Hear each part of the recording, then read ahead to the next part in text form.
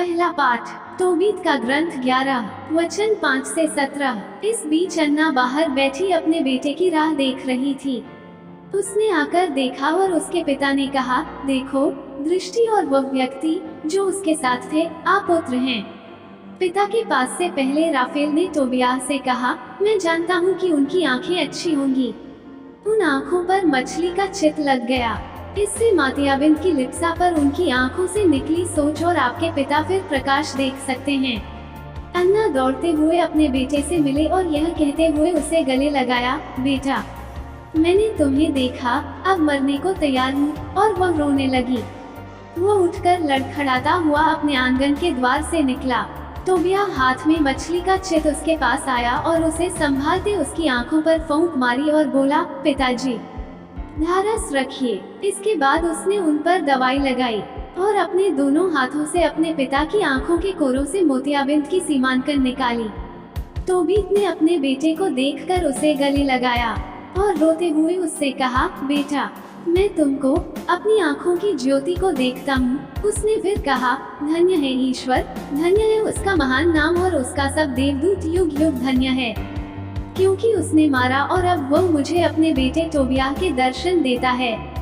हुआ ये सुनकर तोबीत और अन्ना को बड़ा आनंद आया और वे अपनी बहू की अगवानी करने के लिए फट गए। जब नीनवे के निवासियों ने देखा कि तोबीत पूरी तरह स्वस्थ होकर भाग रहा है और कोई उसका हाथ नहीं पकड़ता है, तो उन्हें बड़ा आश्चर्य हुआ। उनके सामने ऊंचे स्वर में ईश्वर को धन्यवाद देते हुए तोबीत ये था कि ईश्वर ने उस पर दया की और उसकी आंखों को कैसे अच्छा किया। तोबीत ने अपने बेटे तोबियाह की पत्नी सारा के पास आकर उसे यह कहकर आशीर्वाद दिया, बेटी, सकुशल पधारो। बेटा, सुसमाचार। संत मार्कुस का सुसमाचार 12 वचन 35 से 37। ईसाइयों ने मंदिर में शिक्षा देते समय ये प्रश्न उठाया, शास्त्र के लोग कैसे कह सकते हैं कि मसीह के पुत्र हैं? अधिसूचना स्वयं पवित्र आत्मा की प्रेरणा से कहा, प्रभु ने मेरे प्रभु से कहा, तुम तब तक मेरे सामने बैठे रहो जब तक मैं शत्रुओं को तुम्हारे पैर तले न डाल दूं। खुद यहोवा कहता है, तो वह उनके बेटे कैसे हो सकते हैं? एक विशाल जन समूह बड़ी रुचि से ईसा की बातें सुन रहा था। मनन चिंतन। आज ये प्रभु यीशु दाऊद के बेटे कहलाने के बारे में हमें समझाते हैं।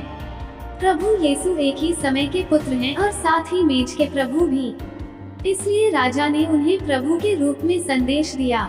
यीशु वर्जन का बेटा है क्योंकि वह क्लेनार्ड है। ये शीर्षक पारंपरिक रूप से सटीक मसीह के लिए इस्तेमाल किया गया था। जिन लोगों ने यीशु को प्रतीक्षित मसीह के रूप में पहचाना, उनमें से बहुत से लोगों ने उनके पुत्र कहा। दूसरी ओर, यीशु स्वयं ईश्वर का मानव रूप है। वह स्वर्ग से उतर कर आए हैं। वह अल्फा और ओमेगा है। वह सारे जगत का निर्माता है।